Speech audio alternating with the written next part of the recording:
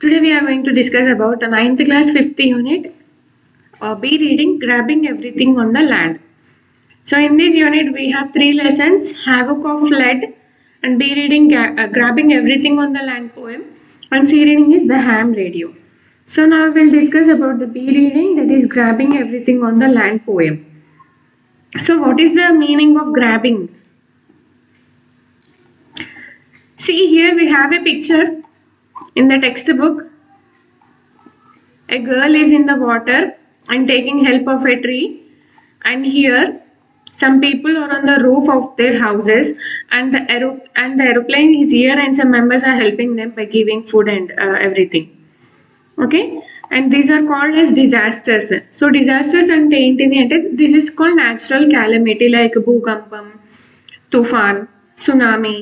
So భూకంపం వచ్చినప్పుడు భూమి చీలికిపోతుంది, అండ్ తుఫాన్, సునామీ వచ్చినప్పుడు సో వాటర్ ఫ్లో ఎక్కువైపోయి ఇల్లు కూలిపోవడం అలాంటివి జరుగుతాయి. సో ఇవి చాలా మటుకు సముద్రాలు ఎక్కువ ఉన్న దగ్గర, ఐ మీన్ సముద్రం ఉన్న ఏరియాస్లో లైక్ కోస్తా ఆంధ్రప్రదేశ్లో ఎక్కువ వస్తుంది, హైదరాబాద్లో అంత ఎక్కువ ఏం రావు. So we have some questions here. What made the people stand on the roof tops? What are the people in the helicopter trying to do? Have you ever seen a situation like this in your life? If yes, when and where did you see it? So first question, ఇక్కడ ఉన్న people అందరూ వాళ్ళ roof tops పైన ఎందుకు నిల్చొని ఉన్నారు? And the second one is ఇక్కడ హెలికాప్టర్లో ఉన్న పీపుల్ వీళ్ళకి ఏం చేస్తున్నారు, ఏం ఇవ్వడానికి ట్రై చేస్తున్నారు? And the third one is ఇలాంటి ఒక సిచ్యువేషన్ మీ లైఫ్లో ఎప్పుడైనా జరిగిందా? ఒకవేళ జరిగితే ఎప్పుడు జరిగింది, ఎక్కడ జరిగింది, మీరు చూసిరా? Okay,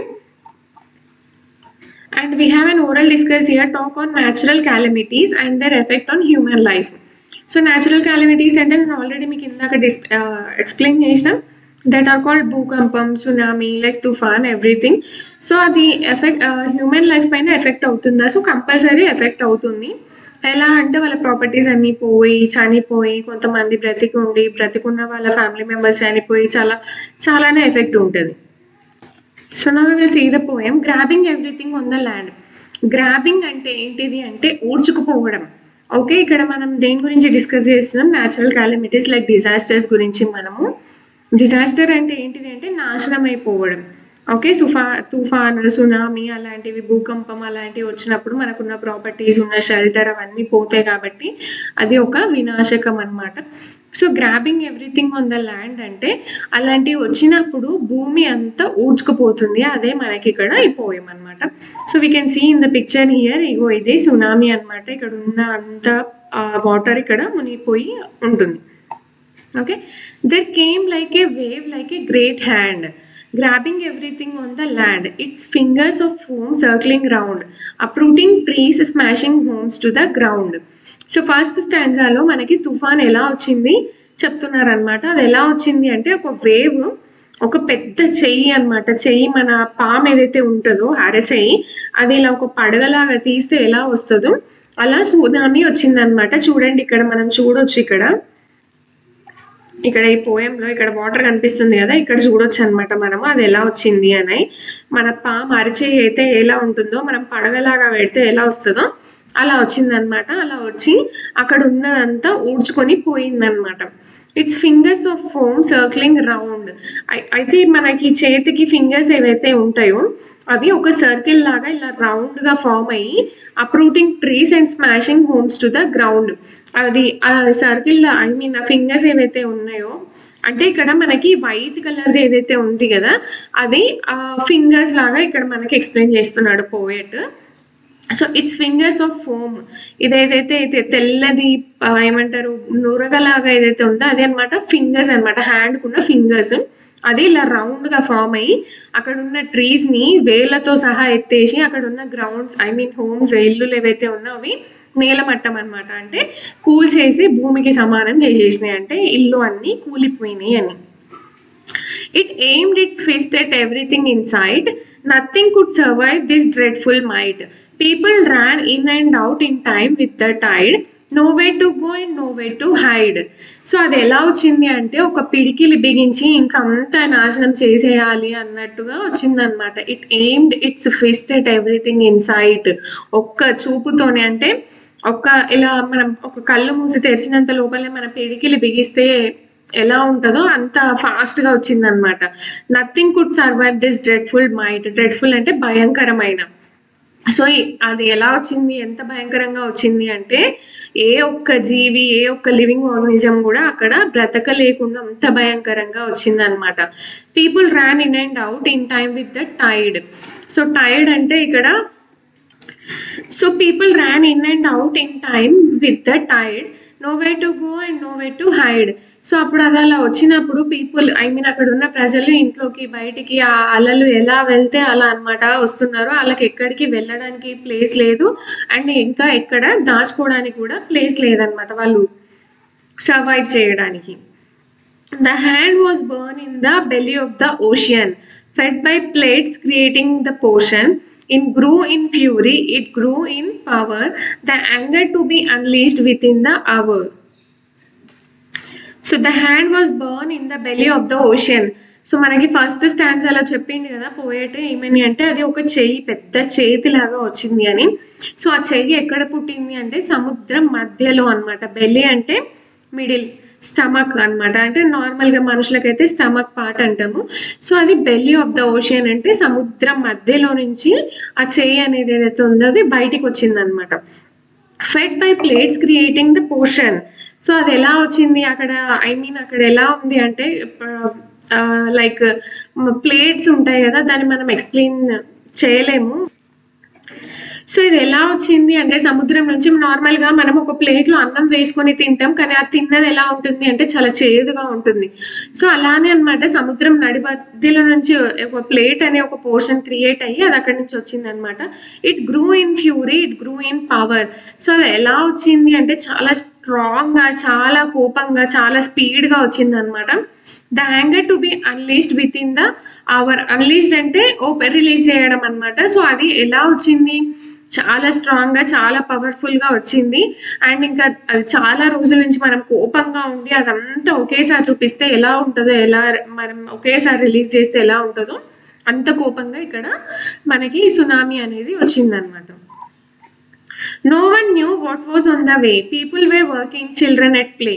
A shriek of surprise as somebody saw a huge wall of white horses galloping ashore. The beast dissolved under the heat, sweeping hundreds of thousands off their feet. So అక్కడ ఏం జరుగుతుంది అనేది ఎవ్వరికి తెలియదు అనమాట. No one knew what was on the way. అక్కడ ఏం జరగబోతుంది, ఏం వస్తుంది ఆ దారిలో అనేది ఎవ్వరికీ తెలియదు. People are working, children at play. So అక్కడ ఉన్న ప్రజలందరూ, అక్కడ ఉన్న మనుషులందరూ వాళ్ళ వర్క్లో వాళ్ళు బిజీ అయిపోయినారు. పిల్లలు ఎవరైతే ఉన్నారో వాళ్ళు ఆడుకుంటున్నారు. A shriek of surprise at somebody saw. So ఎవరైనా చూసినప్పుడు మనం ఎలా గట్టిగా అరుస్తామో అలా ఒక సర్ప్రైజ్ లాగా వచ్చిందనమాట. A huge wall of white horses galloping ashore. So అక్కడ ఏం జరుగుతుంది, ఏమొస్తుంది అని ఎవరికి తెలియదు. అక్కడ ఉన్న ప్రజలంతా వాళ్ళ వాళ్ళ వర్క్లో ఉన్నారు, పిల్లలేమో ఆడుకుంటున్నారు. సో ఒక పెద్ద సర్ప్రైజ్ అంటే మనం చూసి అరిస్తే అది ఎలా ఉంటుందో అలా ఉందన్నమాట. అది ఎలా వచ్చింది అని అంటే మనం తెల్ల గుర్రాలన్నీ ఒక ఒడ్డున కట్టేసి ఉంటే అది వస్తున్నప్పుడు అవి ఎంత ఫాస్ట్గా రీచ్ అవుతాయో సేవ్ అవ్వడానికి, అంత ఫాస్ట్గా ఇక్కడ సునామీ అనేది, డిజాస్టర్ అనేది వచ్చింది. సో అప్పుడు అది వచ్చినప్పుడు the beast dissolve under the heat. So అది వచ్చినప్పుడు అక్కడ ఉన్న ఏవైతే పశువులు, బర్డ్స్ ఏవైతే ఉంటాయో, మేకలు, ఆవులు ఇవన్నీ, సో అందులో డిజాల్వ్ అయిపోయినాయంట, అందులో మునిగిపోయి చనిపోయినాయి. Sweeping hundreds of thousands of their feet. So అక్కడ ఉన్న ప్రజలు చాలా మంది అందులోనే కొట్టుకొని చనిపోయినారనమాట.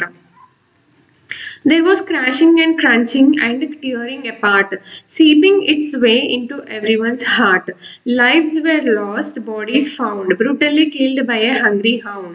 When the punch came with the force of an army, the few that survived understood the meaning of tsunami. Okay. So crashing and crunching here is nothing but crushing. Okay, crashing and crunching is nothing but crushing anamata. So there was crashing and crunching and tearing apart. So అక్కడ ఉన్న tsunami ఏదైతే వచ్చిందో అప్పుడు అక్కడ ఉన్న ప్రజలందరూ దాంట్లో కొట్టుకపోయినారు, ఇంకా అక్కడ ఏమీ మిగలలేదన్నమాట. Seeping its way into everyone's heart. So అక్కడ అందరూ చనిపోయినారు. ఐ మీన్ కొంతమంది బ్రతికిరు, కొంతమంది ఇంజ్యూర్డ్ అయినారు, కొంతమంది చనిపోయినారు అనమాట. బట్ అది అందరి హార్ట్‌లో ఒక ఐ మీన్ భయంకరమైన ఒక surprise. Lives were lost, bodies found. అక్కడ చాలా మంది చనిపోయినారు, వాళ్ళ బాడీస్ దొరికినాయి అనమాట. అంటే సునామీ వచ్చి వెళ్ళిపోయిన తర్వాత ఎక్కడ కొట్టుకుపోయిన వాళ్ళు అక్కడ ఆగిపోయినారు. ఆ సునామీ అంతా అయిపోయిన తర్వాత brutally killed by a hungry hound అంటే చాలా చాలా ఆకలితో ఉన్న ఒక కుక్కని మనం అలా అంటాం, అంటే డాగ్ని మనం అలా అంటాం. సో ఇక్కడ అది ఎంత ఆకలి, ఐ మీన్ ఒక సునామీని ఇక్కడ డాగ్ తో మనకి కంపేర్ చేస్తున్నారు. ఆకలిగా ఉన్న ఒక కుక్క మనుషుల్ని ఎలా చంపుతుందో సేమ్ ఇక్కడ సునామీ కూడా మనుషుల్ని అలానే చంపింది వాటర్ తో. When the punch came with the force of an army. So ఒక ఫోర్స్ ఆఫ్ ఆర్మీ, చాలా మంది ఆర్మీ కలిసి ఒకేసారి కొడితే ఆ పంచ్ ఎలా ఉంటుందో, ఎంత ఫోర్స్ఫుల్ గా ఉంటుందో అలా అనమాట. The few that survive understood the meaning of tsunami. So అక్కడ బ్రతికి ఉన్న వాళ్ళకి సునామీ అంటే ఏంటిదో చాలా బాగా అర్థమయ్యి ఉంటది. So I hope you understand the lesson, and the writer of the poem is Lily Usher. So we have some meanings here. Grabbing, taking with a hand suddenly or roughly. So I already explained you in the poem. Uprooting, pulling out of the ground.